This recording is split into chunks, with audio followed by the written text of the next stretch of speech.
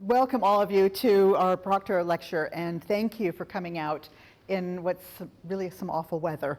I know quite a few of us do look like we've been caught in a bit of a rainstorm, so I definitely appreciate it. To add to Roy's plug, we also have the prize for the Maritime History dissertation for BA and for MA and PhD. That's some of the things that we're doing with BCMH, but particularly the MA and PhD prizes, those are going to be due in the 1st of January. So if you know of anybody who's teaching at the postgraduate level, maybe bend their ear a little bit and say, don't forget if you've got something really good, so we can reward students. For tonight's presentation, I would like to welcome Louis Sicking. See if I can get his biography here, and I admit that I only speak American English. I have to say that now because I've had some really interesting arguments with my husband lately about it. Louis Sicking is at the moment a guest researcher at the Superior Council of Research in Spain in Barcelona. So he's come to us from Barcelona today. But he is also the Emilius Papionis Professor of History of Public International Law at the Vrije University Amsterdam, and also lecturer in medieval and early modern history at the University of Leiden, the Netherlands. He is also director of a research project on maritime conflict management in Atlantic Europe between 1200 and 1600 that is financed by the Netherlands Organization for Scientific Research, and also the universities of Cantabria, La Laguna, La Rochelle, and Nova Lisbon. His books include Neptune and the Netherlands, and that appeared in Spanish in 2017, Colonial Borderlands in 2018, and the thing is the birth of the thalassocracy. Is it birth? Okay. Yes, in 2015. He has published articles in Dutch, English, French, German, Spanish, and Portuguese in international, national, regional, and local journals. Most lately, the Mariner's Mirror and the International Journal for International Law. So he is also currently preparing a conflict management in the Mediterranean and the Atlantic, 1000 to 1800 actors, institutions, and strategies of dispute settlement. And that will be appearing with Brill in 2020. His main research interests are maritime and colonial history and the history of diplomacy and international law. And I think tonight's lecture is going to be quite interesting, looking at the Spritsail revolution. So, Louis.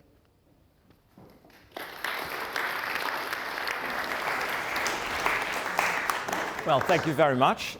It's very rare to get to be applauded before speaking, but I'm very impressed, by the way, also by the building, and it's an honor to be here and to have been invited by the British Commission for Maritime History to give this Proctor Lecture in Lloyd's Registers building.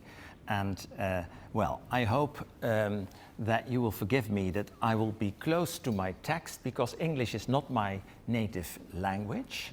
I actually speak a Dutch version of English, and you know how that is named in my country. It's called Danglish, so I apologize for that. But I hope, nevertheless, to make clear that the topic I will deal with this evening may be a small topic. It's about small ships, about small sails, but I hope to show you that it is of some importance from the beginning of the early modern period onwards. What I will claim, actually, is that the introduction of the spritsail at sea caused a revolution in seafaring in the first half of the 16th century. The spritsail made it possible to sail independently of the direction of the wind, which was not possible with the square sails used until then. And to give you one telling example, in 1517, Charles V, the later emperor, had to wait for 3 months with his retinue in the province of Zeeland for the right wind before he could leave the Netherlands for Spain to become king. Now, first of all, what is a spritsail? Well, the image I'm going to show you will show also the limits of my own technology, so I hope we will not get too much into the technique, but this is the basics of it all. Now, talking about this subject, I should of course say perhaps, I'm of course mainly a teacher, that we should get rid of all images we have in our minds of the 17th century. We should try to avoid those images in our minds, as the period I'm talking about is the first half of the 16th century. Now, in the 16th century, seagoing vessels in northwestern Europe were usually equipped with squared sails, which were rigged athwart ships. The spritsail, however, is a fore and aft sail, that is, a sail that is usually hanging in the fore and aft or longitudinal direction of the ship. Originally, spritsails had only been used on rivers, lakes, and inner seas, like the Waddenzee north of the Netherlands, and possibly for the coastal trade. And what I will do next is to show you a few images of details of maps made in the 16th century, which were made for law cases, and which did not have any relevance to the spritsail, but the maps do indeed show vessels equipped with a spritsail in context, so to speak. And as I've learned during one of the courses on didactics we are supposed to follow, I will first show you the images and then we will continue with the story, because apparently when people see images they don't listen anymore. So, well, this is what I've been told. So here we see a spritsail. Now let me see if the light is working. How was it again? No, it doesn't. Well, even kijken. Well, you see the little ship on the right, and that is equipped with the spritsail. It's recognizable with the beam being crossed over the main sail, which is clear from this image. Now, another example we find here on the famous painting of the St. Elizabeth flooding in the Dordrecht area, and here we see also two ships equipped with the spritsail. As we do see here in yet another example. And here on the Waddenzee, we also see ships equipped with spritsails. Here another one. Well, this is just to show that in 16th century maps, we do find ships equipped with a spritsail. Now, according to a chronicle from the city of Hamburg, a Hanseatic city in northern Germany, the first ship, and what I will basically be doing is explaining this medieval Low German citation from the Hamburg Chronicle, which I believe to be of crucial importance for the rest of my talk. So according to this chronicle, the first ship equipped with a spritsail at sea was a boyer, and a man named Herman Evers sailed with it to England in 1525, adding that this was unheard of before. Dat do Tovorne ungehord was. In the spring of 1526, Zeeland was reached with a similar ship. In 1527 and 1528, spritsailed ships went to further destinations like Norway, Riga, and Dublin. In 1531, Iceland followed. In 1534, Vrije in southwestern France, which was again unheard of before. End of citation. Now, the remark in the Hamburg Chronicle clearly refers to the introduction of the spritsail at sea as a new and spectacular phenomenon, a clear example of innovation, existing technique, existing on rivers, being applied at sea in a new area, so to speak, and in this case, we might therefore talk about innovation. And the great advantage of the spritsail, as expressed in the Hamburg Chronicle, is that it seriously reduced travel times. Now, just to show you an example of a boyer on which the spritsail was equipped, here we see a boyer from the so-called Zeelandia Descriptio of Antoon van den Wijngaarden around the middle of the 16th century, which, according to a Belgian maritime historian, Van Bijlen, is the earliest known image of such a ship. Now, my lecture aims to discuss the introduction of the spritsail at seagoing vessels in the Low Countries around the middle of the 16th century, for the simple reason that my sources are from the Low Countries. But I hope to make clear that it has a wider importance than just for the Low Countries. Only the Low Countries being actually at the time already indicated as the Netherlands, which had been formed into a state during the subsequent Dukes of Burgundy and early Habsburgs like Philip I or Philip the Fair and Charles V. And so when I speak of Netherlands in this talk, I will be talking about the area covered more or less by the present-day Benelux, when actually in the 16th century the capital of this state or composite state was Brussels. And questions I will be dealing with is what was the importance of the Spritsail for seafaring navigation? Why was the central Habsburg government of the Netherlands in Brussels opposed to its use? And the context within which the discussion on the introduction of the Spritsail at sea took place offers, I think, the possibility to study the role of government interference in the use of new technology. And the rest of my talk, I will basically be doing three things. First, I want to show or to indicate why the introduction of the Spritsail was of interest. Then second, I would like to say something of the context within which this introduction of the Spritsail took place, or rather the ban on the Spritsail, which the government aimed at in the first Netherlandish Act of Navigation.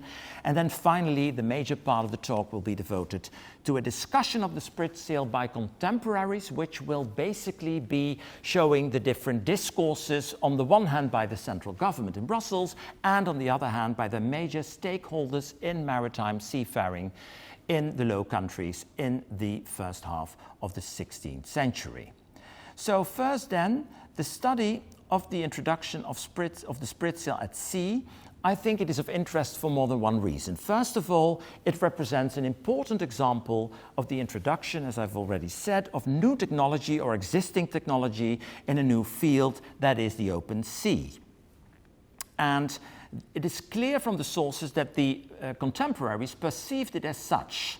And as this introduction of the sail at small ships, because the Spritsail could only be applied on ships smaller than 80 tons. Now, I'm not a big sailor, but I've had many conversations with this. Well, I have some sailing experience, but I'm not a real sailor and only inland sailing. But I've talked with sailors, and they've explained to me that actually the Spritsail can only be applied on ships, on smaller ships, which is also expressed in my sources. And this means that this type of sail has a relevance explicitly for small ships. I will be talking about ships smaller than 80 tons being tons as they were referred to in my sources, which were probably the volume, indicating a volume. And why do I think this change, the introduction of this sail at sea, represented a revolution? I think because it was general for these smaller ships and it happened very fast. So both general and fast. So this is my claim for this evening. It's not very modest, but being over 50, I think, well, now and being in this prestigious room, I thought I will claim this to be a revolution. Of course, there is the questions and answers afterwards, and we may discuss this further on.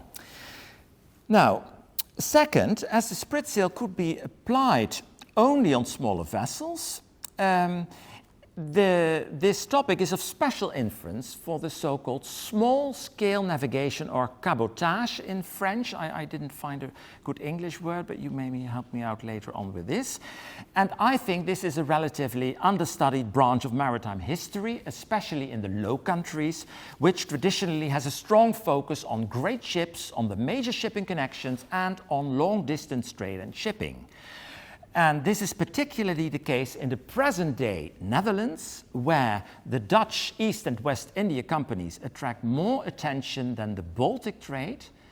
And even though the Baltic trade has attracted quite some attention of historians, not as far as much as the more spectacular ventures of the VOC and the WIC. But I should add that during the entire period of the Dutch Republic, late 16th, 17th, and 18th century, the Baltic trade was both in volume and value more important than the joint trade of the Dutch East and West India companies. So we should be clear about this. Grain trade may not be as fascinating as the slave trade. Economically, the grain trade was more important. Now, the share of small vessels in the entire seagoing fleet of the Netherlands in the 16th century, and as a consequence, the share of maritime trade carried out by small vessels, that is smaller than 80 tons, of the entire maritime trade, is much more important than hitherto presumed. More than 50% measured in tonnage.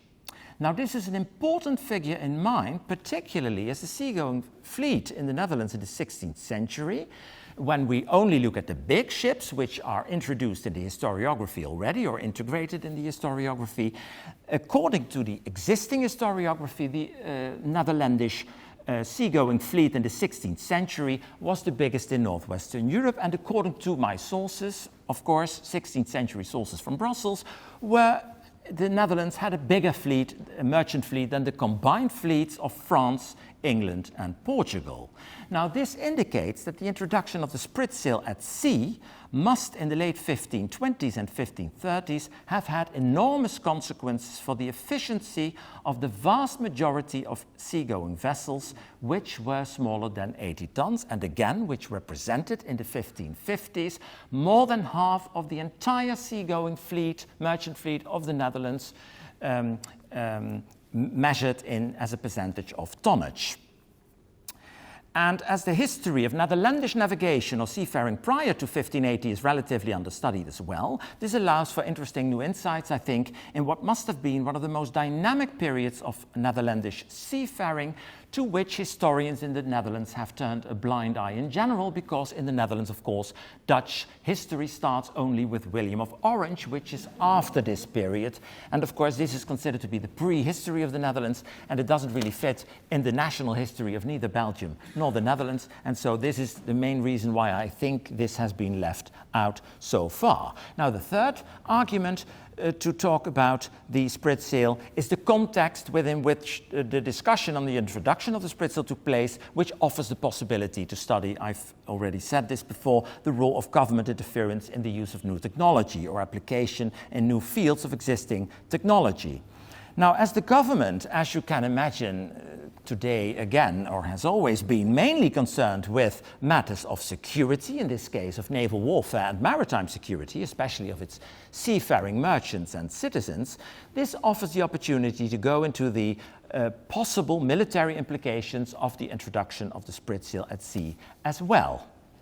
And as I've shown with the Hamburg Chronicle, the Spritsail was introduced in the late 1520s and 1530s. My source material dates from the middle of the 16th century, the 1549, 1550, but it refers back to the earlier period. And so the paper, and this brings me to the second part of the paper, mainly is based on primary sources preserved in Brussels, Antwerp and Bruges, that is, in cities in Flanders and Brabant, being, of course, most important, economically speaking, in the Low Countries before the Dutch revolt. And the context is the preparation of the so-called Ordinance on Navigation, or Act of Navigation, which was issued in 1550. In 1550, Charles V, being sovereign lord of the Low Countries, promulgated the first ordinance on navigation in the Netherlands. And through these ordinances, which are considered to be one of the most important examples of centralizing legislation in the Low Countries before the Dutch revolt, the protection of commercial vessels first became part of Habsburg maritime policy. Now, I should perhaps move on with the slides. Yes, here we see Flanders and Brabant in white. And let me, it's still dynamic. Well, this is where we situate Antwerp. This is Amsterdam, for those wondering where Holland is. And this is a page from the source material, which gives an idea about how this law, how this Act on Navigation was prepared. Now, the directives concerning the practice of shipping in convoys and aimed at reducing the necessity of acquiring insurance. And the later ordinances on navigation in both the Royal or Southern Netherlands, today Belgium, and the Dutch Republic were based on these ordinances on 1550. And therefore, the original ordinance is of special significance for the development of legislation on seafaring in the Low Countries for the entire early modern period. Now, prior to the enactment of the first ordinance in 1550, the central government in Brussels had circulated a draft ordinance amongst the various stakeholders in the maritime transport sector of the Netherlands with a request for comments. And reactions of these stakeholders have been preserved. And the documents distinguished 7 interest groups who provided an opinion of the draft ordinance. And these 7 are: 1, the merchant it's not a specific order, but the first one is the merchants of Spain and Portugal in the Netherlands. The second, the merchants of Antwerp, then the economic metropolis of the Low Countries. Third, the skippers of Antwerp. Fourth, the merchants of Bruges. Fifth, the maritime towns of Flanders, being Dunkirk, Newport and Ostend, representing actually the Flemish fishermen. Sixth, the Zeelanders, which is the province, of course, between Holland and Flanders. And then, last but not least, the Hollanders. So in 1549, the Habsburg government distributed this draft ordinance and waited for the various opinions of these interest groups. These reactions have been preserved and offer, I think, an interesting view about the maritime transport sector in the Low Countries, including considerations about risk management of seafaring. And, for instance, the effects of the proposed measures on protection costs were discussed, such as the cost of convoy, but also of insurance. And the documentation offers a unique snapshot of the local and regional differences in seafaring within the Low Countries with regard to navigation practices. As, of course, in the answers, the various interest groups relate the articles of the draft ordinance to the practice of seafaring in their area or in their city. And the analysis of the archival material permits us to distinguish between the different strategies of the central government and the maritime communities with regard to the reduction of the risk by transport at sea. And this brings me then to the final and core part of my presentation, that is that the draft ordinance aimed for a ban on the use of the Spritsail. And this is actually the part to which I will limit the rest of my talk, because otherwise it would be too vast to discuss. And first I will discuss this proposed ban by the government and the motivations why the central government wanted this ban on the Spritsail. Then second, I hope to discuss the reactions of the States of Holland against the ban of the Spritsail. Actually Holland representing within the Netherlands the major part of the merchant fleet of the Low Countries. Holland on its own already represented more than 50% of the entire merchant fleet of the Low Countries in this period. And finally, I will discuss why the central government was finally willing to give in on this ban, which puts the so-called Habsburg absolutism, I think, in perspective. Now, first then, the proposed ban on the Spritsail. This was going to happen, but, this is what the government intended, but it did also intend to have a kind of a transitional period during which skippers, for 6 months, during which skippers would be allowed to continue to use the Spritsail, but they were supposed, of course, upon their return, to then replace the Spritsails by the old-fashioned square sails again. Now, the central government, and I should perhaps, to get some gender balance, I've been discussing this, but the colors don't show up well. This is actually to represent the connection between the central government in Brussels and the various interest groups, although I didn't integrate them all on the slide. But let's have a woman in the story too. This is Mary of Hungary, the sister of Charles V, actually being the regent of the Netherlands for almost 25 years. And she actually was involved in this story as she was, various of the papers I've been studying, she had her name written on it, but we know from the literature that she was very active in many affairs of the government of the Low Countries. And in one of the documents, she recognized the advantages of the Spritsail, but she also explains the reasons why the government intended to prohibit. Now, she recognizes that, that ships rigged with spritsails were traditionally used on rivers and close to the coast, but not at sea. And the document continues, because of the many and great risks at open sea, ships with square sails were preferred because goods loaded in such vessels would be lost less easily than when loaded on ships with spritsails. Now, the reason why ships with spritsails were nevertheless used at sea was that these vessels could be sailed with a smaller crew than if they were rigged with square sails, so the government was aware of this advantage.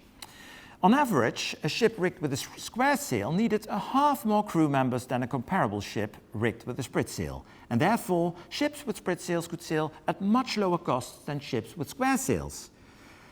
And therefore, skippers using spritsails could, of course, offer lower freight rates. And this is why skippers with spritsail ships had a lot to do. And then it also said in this document that that this was especially the case when the goods were insured. Now, this last element may have been added by the central government for rhetorical reasons, to emphasize that goods loaded on ships rigged with spritsails had a greater risk of loss than goods loaded on ships with square sails. And the comment should be considered, I think, within the context of the desire of the central government to limit the conclusion of insurance contracts. And this was one of the main aims of the envisaged ordinance, as the government was of opinion that such insurance contracts led to a neglect of the protection of maritime trade. And this phenomenon, today known in the insurance business as moral hazard, would play into the hands of the enemy, the government reasoned. So here we see the obsession of the government with security. A ban on the use of the spritsail also aimed at a military goal of the central government. Now, according to a government official, Cornelis de Schepper, specialist in naval affairs, to whom the different reactions to the draft ordinance were delivered, according to him, square-rigged ships were at all times much more capable to equip and deploy for warfare than ships rigged with spritsails. This argument proves that with the promulgation of the Ordinance on Navigation, the central government not only aimed at protecting maritime trade, but that it also wished to stimulate its subjects to equip vessels in such a way that these could be used for the naval wars of Charles V. So here we see the hidden agenda, an agenda which we find also in later legislation by Philip II in Spain, and as the late Swedish naval historian Jan Glete has explained, in Denmark, Norway, and Sweden. And this actually shows the importance of the merchant fleet for warfare, and I will limit myself with one remark concerning the Netherlands. Until after the First Anglo-Dutch War, all Dutch war fleets consisted for the majority of merchant vessels transformed into war vessels. Only after the First Anglo-Dutch War, the Dutch finally started to build up their permanent war fleet consisting of specialized naval vessels, but this is a different topic. Now, when ships would be provided with square sails and with sufficient crew and guns, as was one of the aims of the ordinance, merchantmen would hardly ever be victims of pirates or enemies of the emperor anymore, was the idea. According to the government official, merchant ships tried to avoid warships as much as possible to avoid putting their cargo at risk. This was particularly true when a single merchant ship spotted several warships at sea. It should be considered furthermore, according to the government official, that Netherlandish merchant shipping had suffered more damage from encountering pirates than from the large and impressive warship of the emperor's enemies. Merchantmen, after all, were quite easily capable of avoiding the latter. When they nevertheless fall prey to them, it is mainly due to the boats that the large warships send out, and with these smaller boats, merchant vessels are taken. Therefore, it is important, still according to Cornelis de Schepper, to equip merchant vessels in such a way that they could keep these boats at bay. Now, the threat stemming from pirates, which was most real, stimulated the government to prohibit the use of the spritsail at sea. The reasoning was, and well, this is a bit particular, but I think I should explain it because this was the reasoning of the government at the time. The reasoning was that pirates already could see from a large distance whether a ship was rigged with a square sail or with a spritsail. In the latter case, they were sure that the ship had a maximum crew of 4 or 5 men and was therefore easy to capture. Since ships with spritsails did not have an upper deck, pirates could easily determine how many men were actually on board. For a ship with a square sail, however, not only a larger crew was required, which made it riskier to capture such ships, ships equipped with square sails also had an upper deck, because of which pirates could not determine in advance whether a crew of 10, 20, 30 or even more were on board. And therefore pirates would leave these ships unmolested, the government reasoned. Now, a final argument put forward by the government was that to accommodate ships originally equipped with a spritsail with a square sail, because this was the intention of the first article of the draft ordinance, would cost relatively less when the ship was bigger. Now, this reasoning suited the intention of the central government to prohibit vessels smaller than 80 tons to participate in seafaring, because this was one of the other intentions of the government, to not allow any more ships of 80 tons at sea, because they would be too easy to fall prey to the enemy. Now, whether this is theory or not, let us now have a further look into the reactions of the States of Holland. Yeah, I should perhaps be more dynamic with the PowerPoint, I suppose, but I generally prefer not to have too many images, but I will limit myself to the reactions by the State of Holland because of all interest groups, the States of Holland were most explicit and most systematic in offering counter-arguments against a ban on the spritsail. And most of the arguments used by the States of Holland are to be found in a selective way in the reactions of the other 6 interest groups. Now, the reactions of the States of Holland were delivered within 14 days after they had received the original draft ordinance.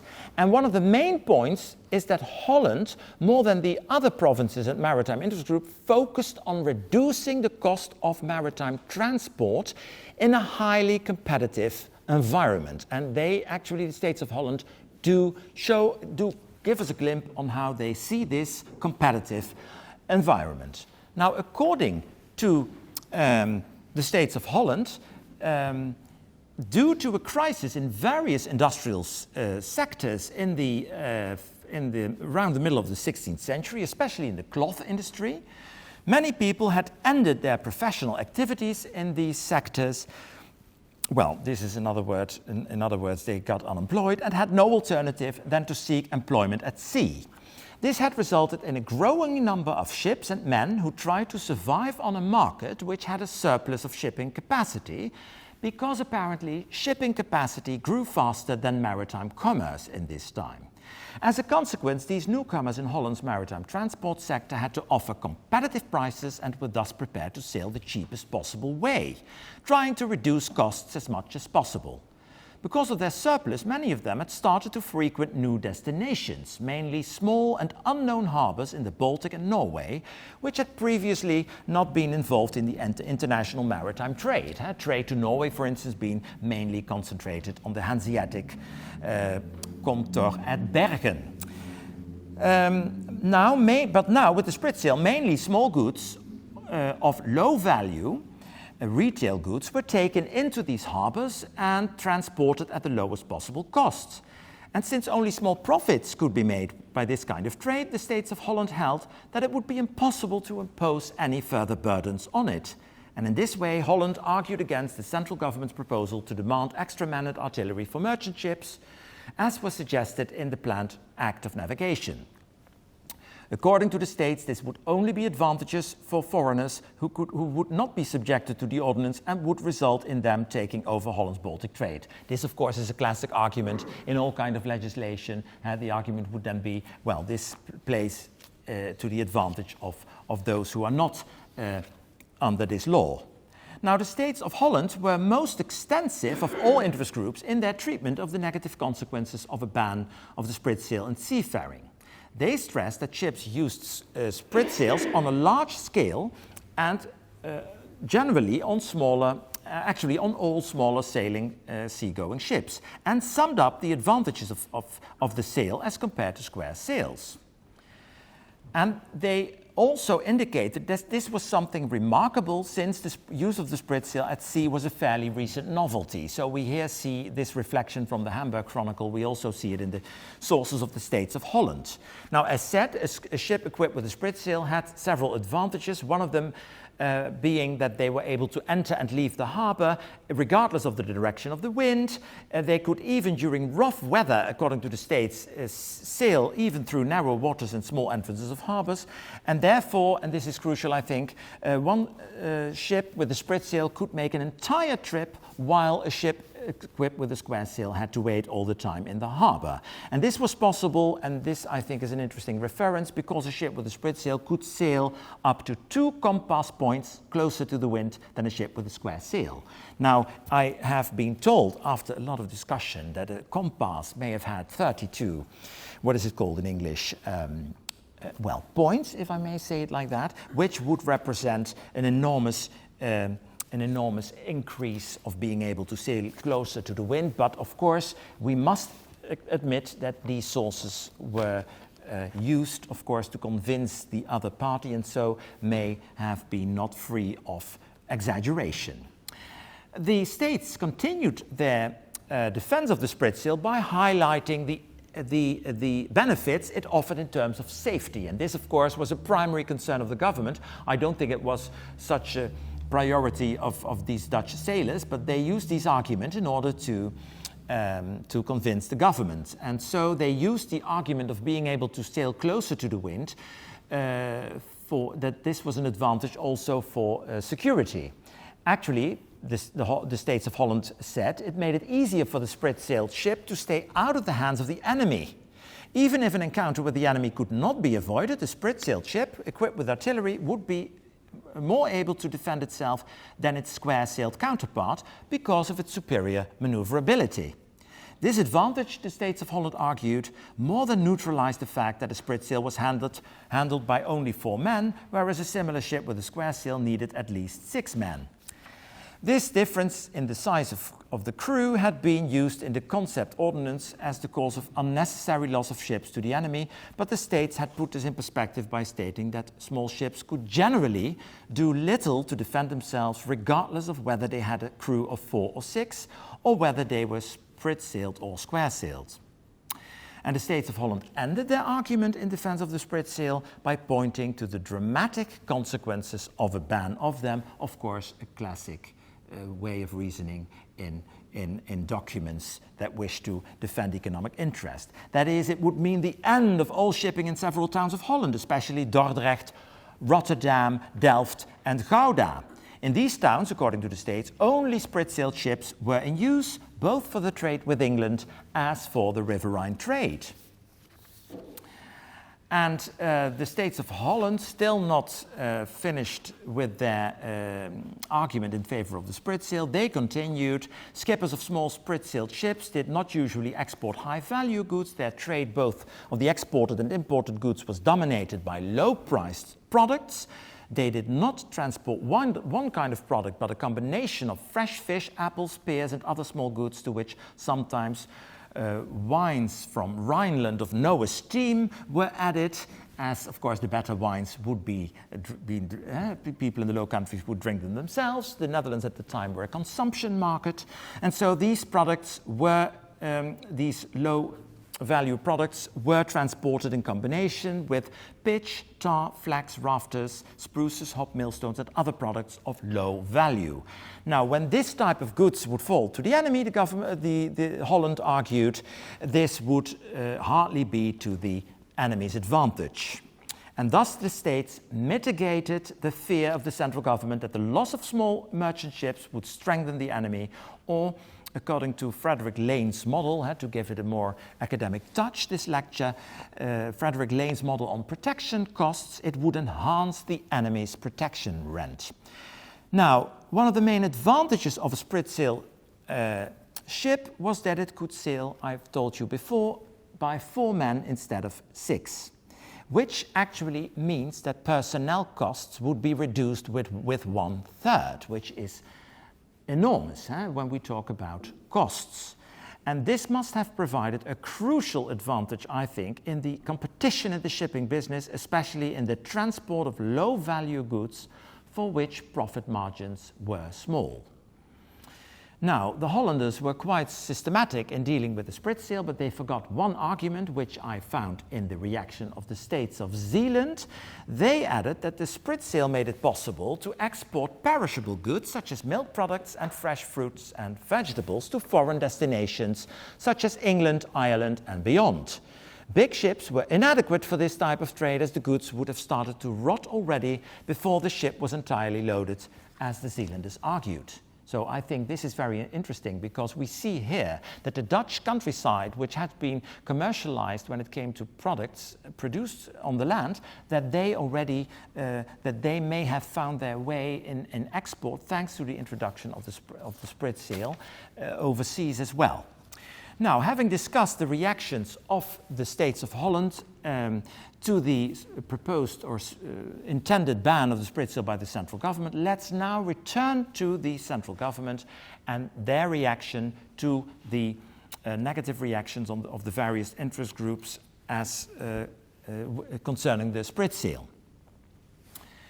And this will be the last argument, and then I hope to summarize actually the advantages of the Spritsail and its importance.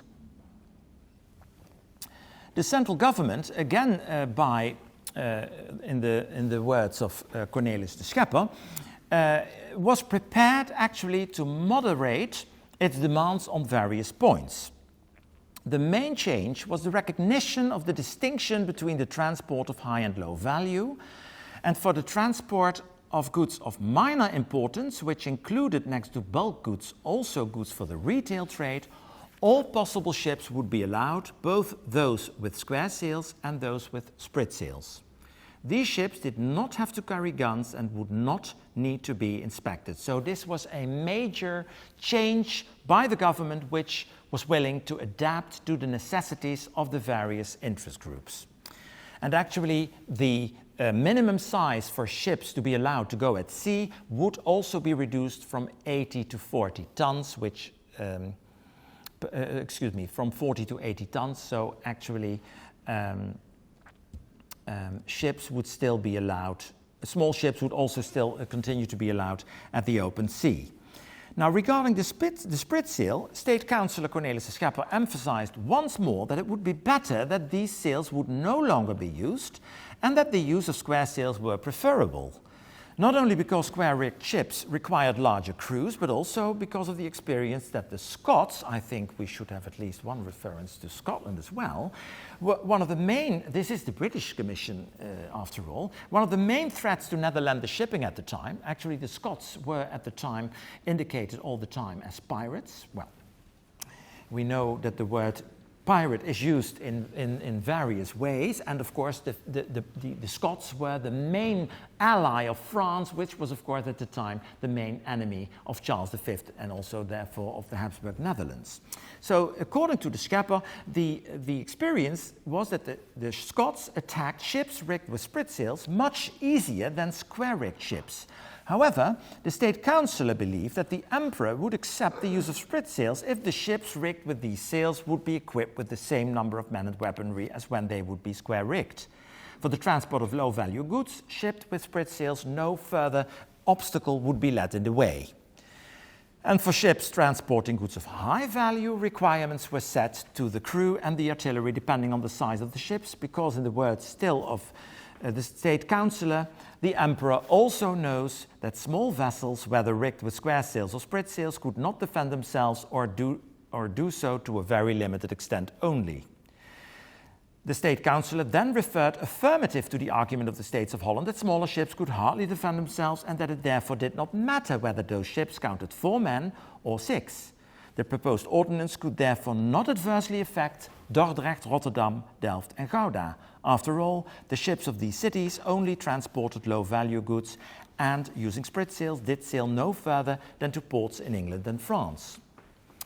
Now, having discussed mainly in the last part of my presentation about discourse, that is, the discourse used by the central government, the discourse used by the States of Holland, what came of all this in the end, the ban on the use of the Spritsail was withdrawn from the ordinance, so it did not make it into the final ordinance. And I've already, I said this wrong by the way before, but another major change was that the minimum ship size was reduced from 80 to 40 tons. In other words, ships from 40 tons and bigger were allowed at sea. In the original ordinance, it was foreseen that these would not be allowed at sea anymore, but this simply did not correspond with the realities of seafaring in the Low Countries. As I've already stated at the beginning of my lecture, ships smaller than 80 tons representing more than half of the entire seagoing fleet of the Low Countries measured in tonnage. Now, this brings me to my conclusion. Well, I have argued that the introduction of the Spritsail at sea represented a revolutionary change. Revolutionary because its introduction was fast and general and concerned more than half of the size of the seagoing merchant fleet of the Low Countries. It concerned ships smaller than 80 tons, and I think this is a strong argument to actually integrate the study of small shipping more into the general historiography of maritime history, especially in the Low Countries. And again, the Spritsail was something at sea, was something spectacular, as was shown by the Hamburg Chronicle, but also by the arguments both used by the central government and by the States of Holland. And the fact that the legislation was prepared in a kind of mutual collaboration by the central government on the one hand and the 7 maritime interest groups of the Netherlands on the other, shows that the government was actually willing to adapt and willing to listen to the maritime lobby in the various major ports of the Netherlands. And as I've said, not only the Hollanders, but all interest groups in the Netherlands emphasized the great importance of small ships, their impressive numbers, the general use of the Spritsail on them, and the importance for mainly the trade in goods of low value, which must have been on the rise in the period under discussion. The introduction of the Spritsail at sea may have been induced by the strong pressure to reduce maritime transport costs, which was strongest, as I've argued, of course, for the trade of bulk products, and for which profit margins were much lower than for the trade of products of high value. And I think it would be interesting to continue doing research on the introduction of the Spritsail for seagoing vessels in other parts of Europe. For instance, a Swedish colleague told me that he had found a reference that King Gustav Vasa of Sweden was not fond of the Spritsail either. Well, we can have a clue why, although he was unfortunate enough he did not note the reference in the source. But we know that in France today the Spritsail is called Voile de Hollande. And so it remains to be seen whether this indicates a spread of the Spritsail in a southern direction. Now, as I've been told by one of my history professors, that the only topics by which Dutch historians can make it abroad is by either discussing the Dutch Revolt and its golden age which followed, or colonial history. Let me end with, indeed, the Dutch Revolt. Now, one of the ironies in the light of the government's concern with the supposed vulnerability of ships with Spritsails is that the Spritsail was to become of crucial military importance during the Dutch Revolt. The small ships used by the sea beggars were equipped with Spritsails, making these vessels very maneuverable and thus very appropriate both for attack on rivers, inner seas and the long sea coasts, as of course you can see here when the sea beggars landed in the city of Brill on the island of Voorne, and which is considered in our country today, this happened on the 1st of April 1572, when, according to traditional national Dutch historiography, the liberation of the Netherlands began. Thank you very much. Thank you. Where did they get the idea of the Spritsail from? Sorry, where did they get the idea of the Spritsail from? The Spritsail did already exist. It was used on the river in the riverine trade, so it was used on ships on inner lakes, rivers. And now why or how they apparently in Hamburg first tried it at open sea. Well, the Hollanders say there was this crisis, unemployment, people were seeking work. There was apparently a demand for growing demand for shipping space, but apparently after the introduction of the Spritsail at sea, the fleet rose in such speed that the space for transport merchandise apparently rose faster than commerce, than the volume of the commodities rose, and as a consequence, there must have been a tendency of lower freight costs. But the reason why, well, this is of course different in history. To explain how is one thing, to explain why is another. It's clear that the advantages, everyone did agree about the advantages of the Spritsail. This I find, because this I should perhaps stress, is that the 7 interest groups all sent their replies. And so even though all these sources may have been colored, that is, they of course were all written into their interests, they all correspond when it came to the advantages of the Spritsail. So even the central government recognized these advantages. But why? Yeah, this is a good question. I find it remarkable that this Herman Evers, with his trips from Hamburg, he was integrated in this chronicle, which shows that it was clearly something new. So this may have been an individual that dared to take this risk, but I have no further information on why did this happen then, and no, I don't know. Thank you.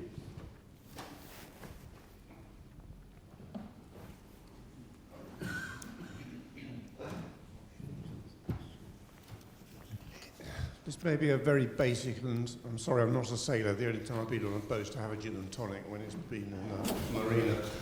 But is a lateen the same as a Spritsail? Or is it something else? I don't think so. I was hoping. Yeah, sorry. I don't think it is. I will not go into the sailing technology for the simple reason that my mastery of English is not sufficient for it. But the lateen sail is something very different from the Mediterranean, and it is the most specific thing of the Spritsail, and I've shown this, and we can see it here. Well, it is that you have the. Let me show a clearer picture. You have a beam crossing the sail. You see the little beam here. This is what makes a Spritsail, is that it has this beam crossing over to the sail.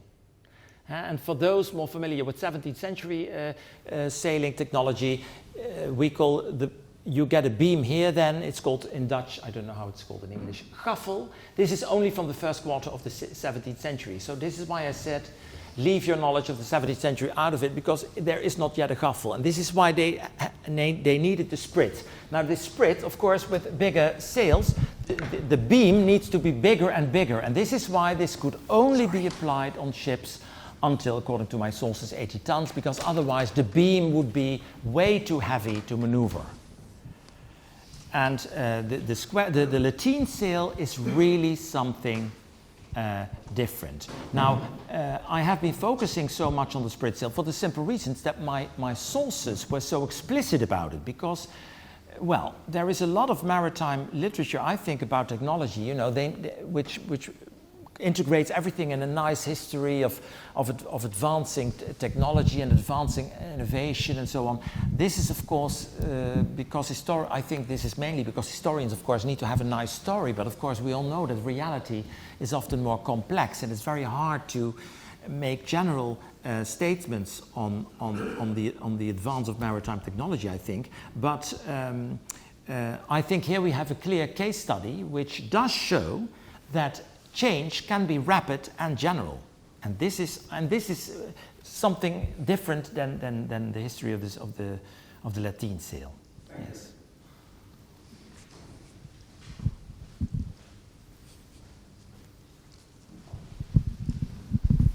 Hello, a really interesting paper. A couple of parts to this question. You said about the consultation with the various interest groups. What about the fisheries? I'm assuming that there was no advantage, in a sense, with the herring fishery because they needed a large crew at sea for processing. But secondly, what was the reaction in terms of the consultations with the herring interest? Yes, that's an interesting question. One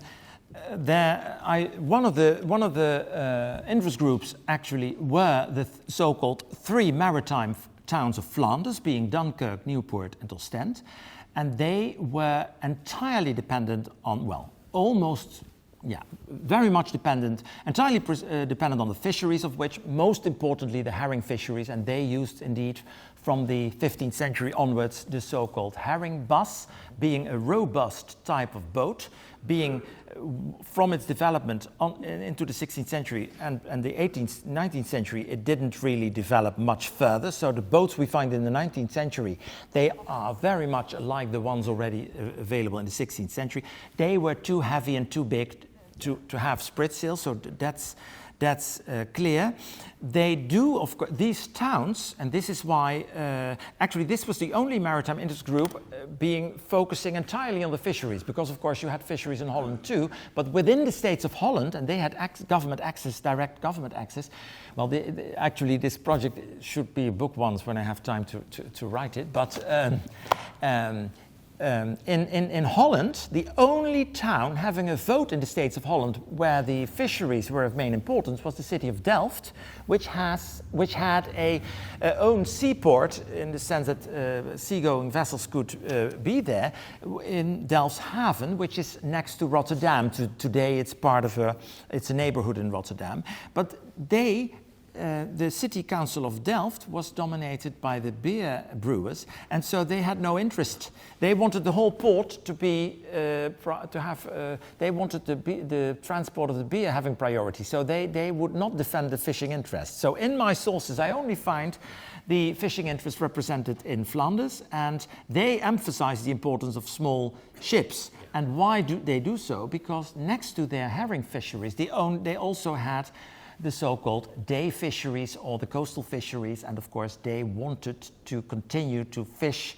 along the coast, and they were most closely to France. So they, on the one hand, they had an interest in convoy, but of course, as they also wanted to reduce costs, they supported the arguments of the other interest groups in getting this minimum size of ships down from 80 to 40 tons. But about the Spritsail, I don't remember now, I should say, because all these documents, I showed you the page with the material, it's hundreds of pages, so it's quite a puzzle. And, but they clearly were in favor of smaller ships and indirectly, one could say, in favor of the Spritsail. Yes.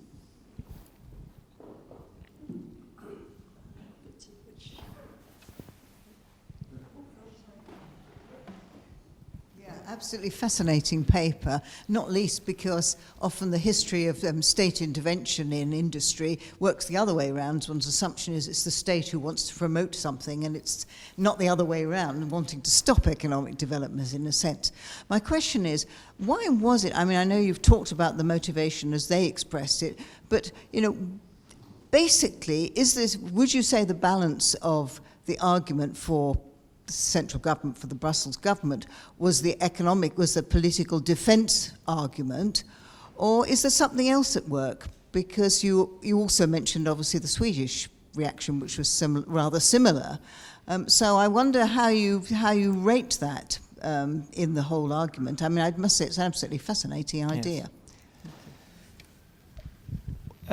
Well, there is this obsession. Well, I call it obsession because this may be my own bias, but having worked with these sources for quite some years now, because I came across these sources 20 years ago when I worked on my thesis on the maritime policy of Charles V in the Low Countries, and when I saw this, it was way too vast. That was mainly on naval history, and it was way too vast to include in my thesis, but it is very clear that I should say that the origin of this first ordinance on navigation in 1550, it was not the government who took the first initiative. Actually, it all came from Antwerp, where merchants of Antwerp, including the Spanish and Portuguese merchant communities in Antwerp, they started complaining about the insecurity of the trading connections, mainly with Spain and Portugal, and that they needed protection. And it is clear from the Antwerp documents that there was in Antwerp at least a clear distinction between the merchants on the one hand and the skippers on the other. And it also became clear with these documents that the skippers in Antwerp were not so dynamic, if I may say so. Well, I don't know whether Belgian colleagues would agree with me here, but well, if I may say it this way, the Guild of the Skippers of Antwerp was quite protective and was not so competitive. So they had this. They lobbied the central government in wanting this central legislation for the entire Low Countries, because they had an interest in having similar regulations for the various cities, including Holland and Zealand. And in the reasoning of the central government, to answer your question, it is clear that the government is very much aware that the loss of merchant vessels to the enemy means not only an economic loss for the Netherlands, but it also means a political gain for the arch enemy France. And I found in one of the letters of Charles V, or one of his civil servants indeed, saying that as the merchant fleet of the Low Countries and Spain is much bigger than the merchant fleet of France, France has much more to gain at sea with these attacks than the other way around. So there is the interconnection all the time between politics and economics, and the military importance. I cannot stress this enough, because I'm sorry to say, but I will not, of course, touch upon Britain, but generally I think that still today, I think when we deal with what I call pre-modern history, that is the history before 1789, so to speak, I think as working on the late medieval, early modern period, our most important task is to get rid of the national frame in which the history of before the French Revolution or before the Industrial Revolution has been framed, and it simply does not fit for the earlier period, not only for the Low Countries, but I think it doesn't fit for other countries either. And so there is this close interconnection between politics and economics, and the government is very clear that the merchant fleet of a country represents naval power. And this is because specialized warships did exist, like the Mary Rose, but the Mary Rose is an exception. And now I won't go into British naval history, but in the Netherlands this is very clear, even from the ships of the Swedish Navy. It is only the core part which consists of specialized war vessels. The majority is transformed merchant vessels. And this is not only the case in the Netherlands, this is also the case in Spain and Portugal, which, as you all know, realized global maritime empires before Britain did.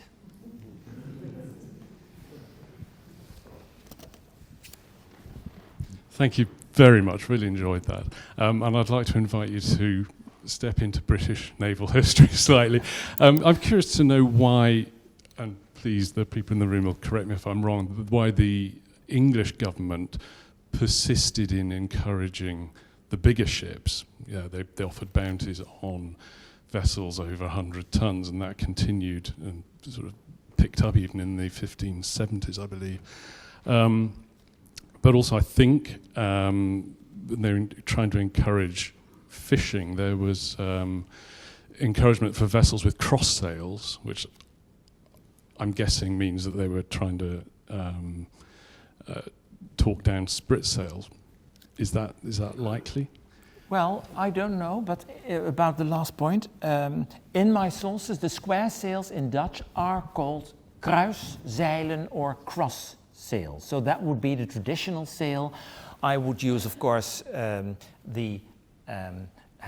explain this in the most simple way, imagine a cog, the famous ship of the Hanseatic League. Actually, you have a ship, one mast, and you have this sail, the sail, and the wind blows from behind, and the ship moves forward. This is basically the square sail, or in Dutch, the kruiszeil, or perhaps in English, the cross sail. I should perhaps have looked up these words beforehand.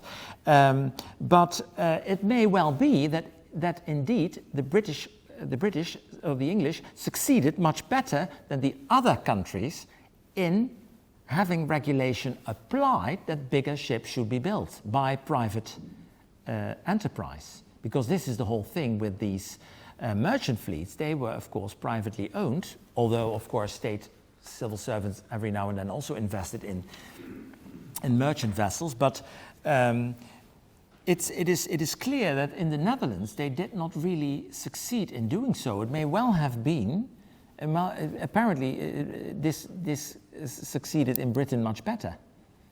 We know from studies about Spanish naval power that Philip II was also quite successful in having bigger ships built and having the regulation applied, even though I learned from Spanish colleagues, to my surprise, that I was actually, when I was studying this, looking for Spanish examples of central legislation on shipping, but actually the Spanish colleagues said to me that there was no such central legislation. So the Spanish had legislation in their different ports. But there is regulations by Philip II, but that, of course, is a later period than the one I've been discussing here. But it may well be, of course, this is what the little I know from British naval history is that this is a reference from Nicholas Roger, that the English came late to seafaring. He writes somewhere in his Command of the Sea.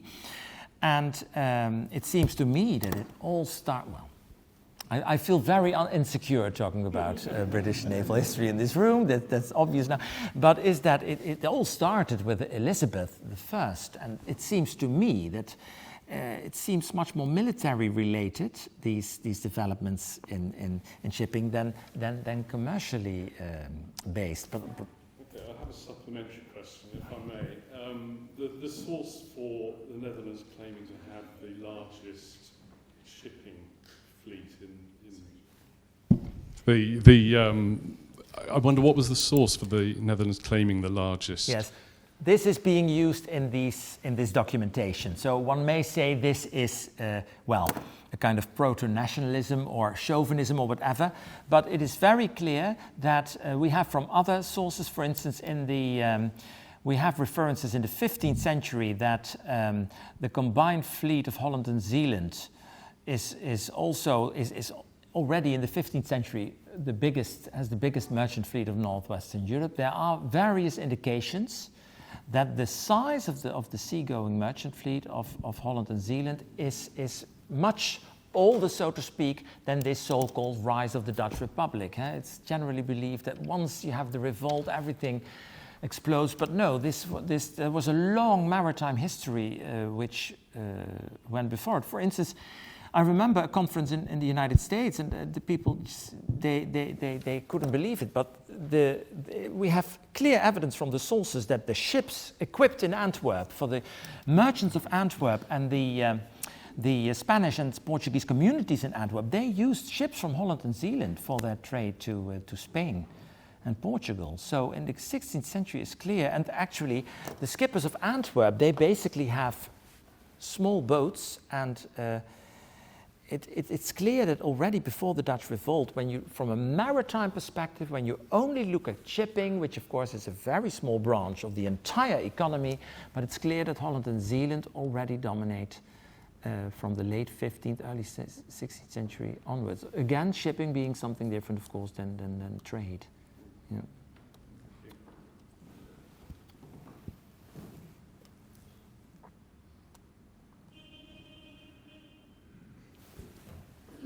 I guess it's time for me to take over. Would like if everybody could join me in welcoming Professor Sicking for a really interesting paper.